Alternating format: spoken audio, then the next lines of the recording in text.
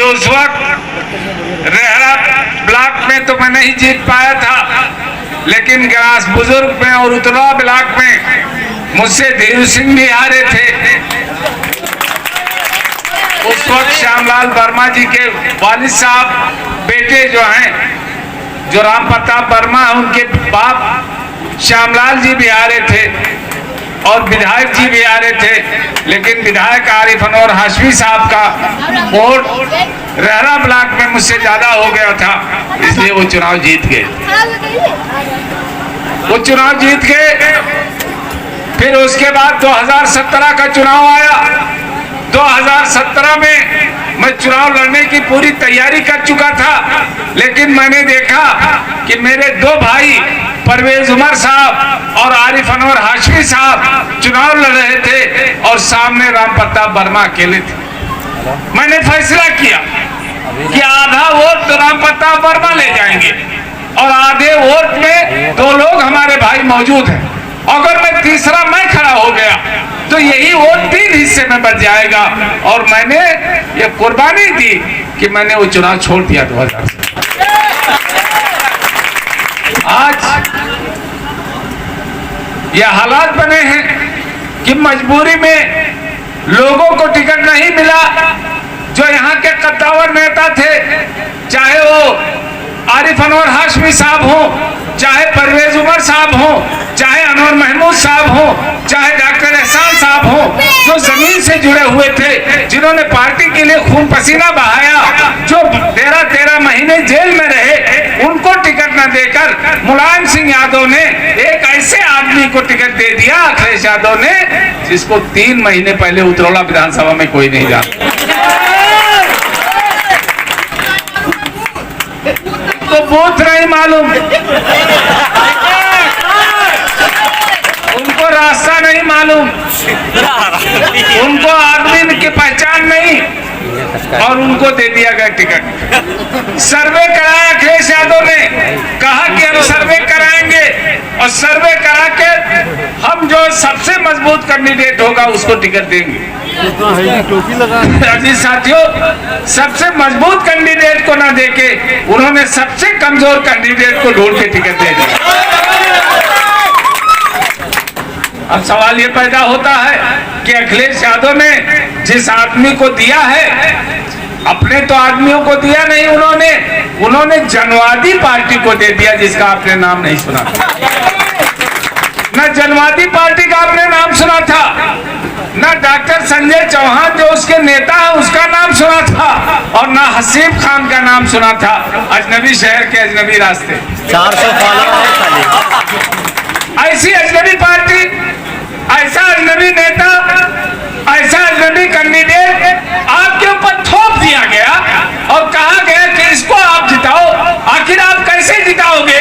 अखिलेश यादव, तुम्हारा टिकट था, तुमने दे दिया, लेकिन तुम जिसको मर्जी तुम अपना टिकट दो, चाहे तुम हराने के लिए दो, चाहे तुम जिताने के लिए दो, लेकिन उतरौला की जनता इस बात के लिए नहीं तैयार है किसी डमी को वोट देगी।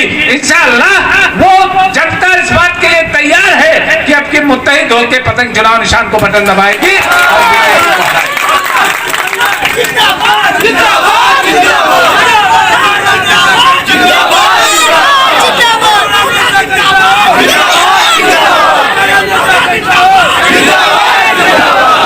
आज पूरे उतरौला में, पूरे विधानसभा में ये माहौल बना हुआ है। चाहे जितना लोग उनको उठाने की कोशिश करें, चाहे जितना शाहिद मंजूर साहब मेरठ से आके यहाँ कैंप करें, लेकिन ये जमीन से उठ के ऊपर बढ़ने वाले नहीं है।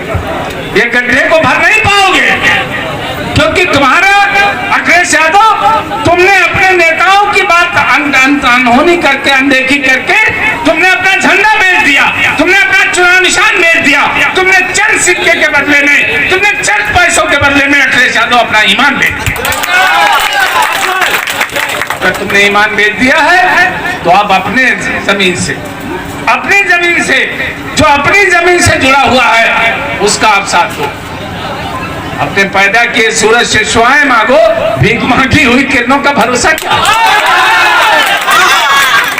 अपनी जमीन से आप। साथियों, उन्हें क्या मालूम, उन्हें उतरौला के मसाइल के बारे में मालूम क्या है? उतरौला के मसाइल ये हैं कि आज गोश्त की दुकानें जो हैं उनका लाइसेंस नहीं बना, बड़ी रिश्वत देनी पड़ती है लोगों को। उतरौला के मसाइल में ये मसाइल भी शामिल है कि सबके आप स्मारक बनाते हो, कहीं श्यामा प्रसाद मुखर्जी का स्मारक, कहीं किसी के नाम अंबेडकर का चौराहा, लेकिन राजा मुमताज अली के नाम का कोई स्मारक नहीं बना है। जीते तो इंशाअल्लाह राजा मुमताज अली के शहर को राजा मुमताज अली के नाम का स्मारक बनेगा। साथियों, दोस्तों, आज आपसे मैं कहना चाहता हूं कि असदुद्दीन ओवैसी कल तशरीफ आए थे और असदुद्दीन ओवैसी ने जिस तरह से अपना बयान किया, जिस तरह से उन्होंने दर्द अपना बयान किया, आपको इस बात का एहसास हो गया कि आज अगर हिंदुस्तान में कोई है उसकी आपकी आवाज उठाने के लिए तो असदुद्दीन ओवैसी। क्योंकि कर्नाटक में एक लड़की हिजाब में जाती, एक लड़की नकाब में जाती, 18 साल की बच्ची 75 गुंडे घेर लेते हैं, भगवा गमछा पहने हुए, जय श्री राम का नारा लगाते हुए, लेकिन उस बच्ची ने हौसला नहीं हारा और नारे तकबीर अल्लाहू अकबर की सदा बुलंद करते हुए लोगों ने पूछा कि हिम्मत आई कहां से, ये हौसला बेटे तुम्हारे अंदर आया कहां से? तो उसने बताया कि असदुद्दीन ओवैसी साहब की मैं तकरीरें सुन रही थी और उन तकरीरों से मेरे अंदर हौसला आया कि मैंने नारे तकबीर अल्लाहू अकबर की सदा बुलंद की और मैंने 75 गुंडों को लीडर बना दिया। सदा वो आवाज असदुद्दीन ओवैसी की जो एक 18 साल के बच्ची के अंदर ईमान पैदा कर दे, वो सदा वो आवाज जो 18 साल के बच्चों को, 20 साल के बच्चों को बहादुर बना दे और सीना ठोक के वो शेर की तरह चले, वो आवाज, वो सदा जो हमारी माँ बहनों के अंदर हिम्मत पैदा कर दे, उस सदा को ये लोग दबा देना चाहते हैं और 4-4 गोलियां असदुद्दीन ओवैसी पे चलाई गई। अल्लाह का शुक्र है कि असदुद्दीन ओवैसी बच गए, लेकिन याद रखो कि अगर गोली एक लग जाती है असदुद्दीन ओवैसी को तो बताओ वो सदा हमेशा के लिए खत्म हो जाती, जो सदा भारत के पार्लियामेंट में 3 तलाक पे बोलती है, जो सदा भारत के पार्लियामेंट में सीए और एनआरसी पे बोलती है, वो सदा जो अखलाक खान पे बोलती है, जो पहलू खान पे बोलती है, जो तबरेज अंसारी पे बोलती है, जो धर्म संसद पे बोलती है, जो कर्नाटक में लड़की के हिजाब के बारे में बोलती है, उस सदा को हमेशा के लिए खत्म करने की कोशिश की। क्या कह रहे हैं कि हम उसको सम्मानित करेंगे, जिसने गोलियां चलाई हैं उसको ये सम्मानित करेंगे, उनको ये कह रहे हैं कानूनी मदद भी देंगे, कह रहे हैं कि हम उनको धन दौलत भी देंगे। एक वो है कि वो कह रहे हैं कि कातिल को हम धन देंगे, दौलत देंगे, जमानत देंगे, सम्मानित करेंगे, और एक हम हैं कि हमसे बटन, चुनाव निशान का बटन नहीं दबाया जाता। दोस्तों, आओ हमारे साथ और दबाओ बटन चुनाव निशान को, इंशाअल्लाह फतेह तुम्हारी होगी।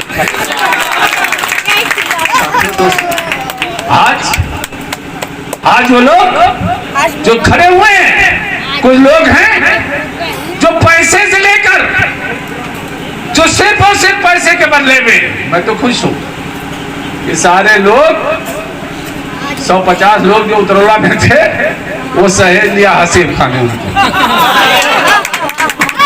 सहेज लिया। हम उनको कुछ नहीं कहते, हम उनको ना चुम्बन कहते हैं, ना उनको दल्ला कहते हैं, ना उधर दरी बिछाओ गए कहते हैं, हम उनको सिर्फ एक बात कहते हैं, रिचार्ज लोग हैं। कोई छोटा रिचार्ज है और कोई बड़ा रिचार्ज। ये रिचार्ज जो है ये होटल पे बैठ जाएंगे। अगर कोई नौजवान कहेगा कि पतंग को हम वोट देंगे तो रिचार्ज जो होते हैं मुंह नोचने की कोशिश करते हैं। अगर गरीब आदमी कहता है पतंग फोड़ देंगे तो ये मुंह नोचने की कोशिश करते हैं। तो ये मुंह नोचवा जो बैठे हुए हैं होटल इनको बता देना चाहते हैं कि नौजवान, तुम्हारा जो चंद सिक्के के बदले में तुमने अपना ईमान बेच दिया है, तुम्हारा नशा ये उतार देंगे 3 तारीख को इंशाअल्लाह पतंग के नाम से।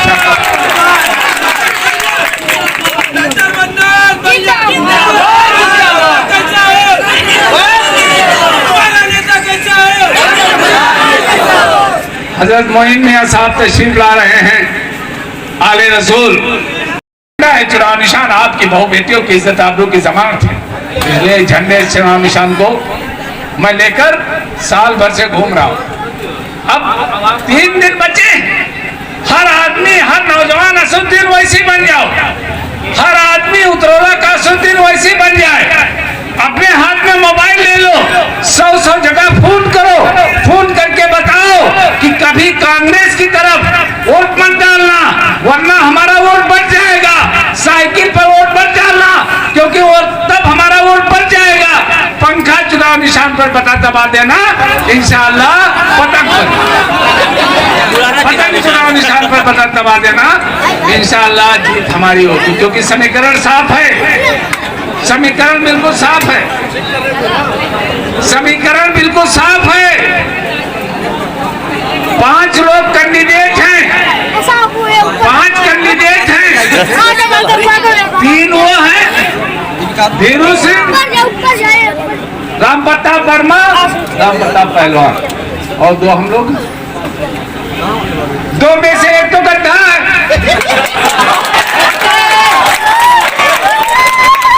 अब उस गड्ढे को रिचार्ज लोग पाटने की कोशिश कर रहे हैं तो वो गड्ढा तो भरेगा नहीं। पीछे फिर मैं बचता हूँ अकेला और उधर से 3। पिछला समीकरण जो तुमने गड़बड़ किया था कि हम 2 थे तुम अकेले थे, अब कि हम अकेले हैं तुम 3 हो। इंशाअल्लाह फतेह हमारी होगी क्योंकि आधा वोट हमारा है, आधा वोट हमारा है, आधे में 3 जगह बंटवारा है। पतंग दबाओ 3 गिराओ, पतंग बताओ, चलो हमारे साथ नारा लगाओ, पतंग दबाओ 3 गिराओ, पतंग दबाओ, पतंग दबाओ 3 गिराओ। अगर पतंग का बटन दबाओगे तो इंशाअल्लाह 3 के 3 समाजवादी का कैंडिडेट तो छोड़ो, तो साइड में है, बहुजन का कैंडिडेट, बीजेपी का कैंडिडेट और कांग्रेस का कैंडिडेट सब धराशायी हो जाएंगे। क्योंकि लड़ाई अब हमारी और बीजेपी की सीधी सीधी है। इस लड़ाई में इंशाअल्लाह अगर आपने साथ दिया तो जो सत्ता का नशा है ना भाजपाइयों का, उतरौला की जनता आपकी, हम सत्ता का नशा तुम्हारा नींबू निचोड़ के उतार देंगे।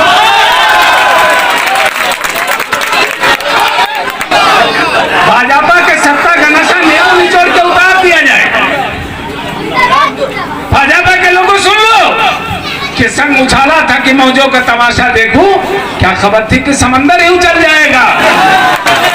मैं अगर बोला तो मंजर ही बदल जाएगा, मेरा लब खोलना हर शख्स को खल जाएगा।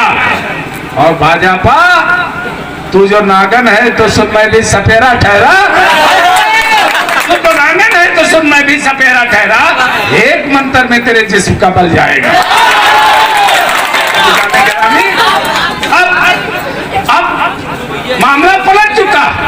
भाजपा के लोगों जो तिकड़म तुम करते हो, भाजपा के लोगों जो एक साहब को, बाबू साहब को बल्लारपुर से बुलाते हो और हमारा समीकरण घमंडिया करने की कोशिश करते हो, वो चाल ये नौजवान समझ चुका है। सितमगर वक्त का तेवर बदल जाए तो कैसा हो, तुम्हारे हाथ का पत्थर और मेरा सर बदल जाए तो कैसा हो। अब तुम्हारे हाथ का पत्थर हमारे हाथ में है और तुम्हारा सर है सामने। इंशाअल्लाह आने वाले 3 तारीख को अपने सफों में इत्तेहाद रखना, कंधे से कंधा मिला लेना, जो भटके हैं उन्हें समझा लेना और कह देना, क्योंकि जरूरत एक परचम, एक कायद, एक सबकी है। जरूरत एक परचम, एक कायद, एक सबकी है। कभी बिखरी हुई कौमों को करोफर नहीं मिलता। समझती क्यों नहीं आखिर हमारी कौम ये नुक्ता, बिखर जाते हैं और राही जिन्हें रहबर नहीं मिलता। आज आपके बीच में एक रहबर आया है, नाम है असुद्दीन ओवैसी। आप कह रहे हो 75 साल से हमारा कोई नेता नहीं है। एक आदमी आया है जो बैरिस्टर है, जो गांधी की तरह पढ़ा लिखा है, जो नेहरू की तरह बैरिस्टर है, जो अंबेडकर की तरह बैरिस्टर है। वो बैरिस्टर बन गया बड़े भाई, और बैरिस्टर बनने के बाद उसने टाई नहीं पहनी, उसने कोट नहीं पहनी, बल्कि उसने उलमा इकराम का लिबास जो था शेरवानी पहनी और वो टोपी सर पे लगाई जिसमें नारायण शरीफ छपा हुआ। तो वो एक नेता आपके बीच में आया। अब कोई पैगंबर नहीं आएगा, अब जिब्राइल अमीन कोई वही नहीं लाएंगे। अपने अक्लदानी से फैसला करो कि एक असुद्दीन ओवैसी आया है जिसके एक कंधे पे कुरान और हदीस है, दूसरे कंधे पे इल्म और फलसफा है और सर पे कलमा ला इलाहा इल्लल्लाह मोहम्मद रसूलुल्लाह का ताज। ऐसा डॉक्टर असुद्दीन ओवैसी आपके बीच में आया। तो अब लाओगे कहां से नेता? अब लीडर आपके बीच में आया है, उस लीडर की कदर करो, उस लीडर की इज्जत करो, उस लीडर को अपने कलेजे से लगाए रखो। याद रखना कि वही लीडर अगर दूसरी कौम में पैदा होता तो उसको प्रधानमंत्री भी बनाते, उसको पूजा भी करते। अपने नेता की कद्र करो, अपने लीडर को कद्र करो और इस बात को लोगों को बता दो कि उनका जमीर क्या रोता नहीं है। जो चौराहे पे खड़े होके कह देते हो कि असुद्दीन ओवैसी एजेंट है, असुद्दीन ओवैसी एजेंट है, असुद्दीन ओवैसी वोट काटने आया है। तो फिर पूछो अखिलेश बेईमान से कि जब हम कह रहे थे कि हमसे समझौता कर लो और 10 सीट हमको दे दो, तो फिर क्यों नहीं समझौता तुम करते हो? आज जब चोट पड़ती है तो पिछवाड़ा जो है वो हो जाता है, गर्म हो जाता है। अजी साथियों दोस्तों, तेजस्वी की तरह रोना नहीं, अब की हम इंशाल्लाह जीत के जाएंगे। और याद रखना एक बात याद रखना कि वो लोग जो अखिलेश की सरकार भी चाहते हैं, जो समाजवादी की सरकार भी चाहते हैं, उनसे मैं पूछना चाहता हूँ कि अरे बीजेपी हारेगी तभी तो तुम्हारी सरकार बनेगी।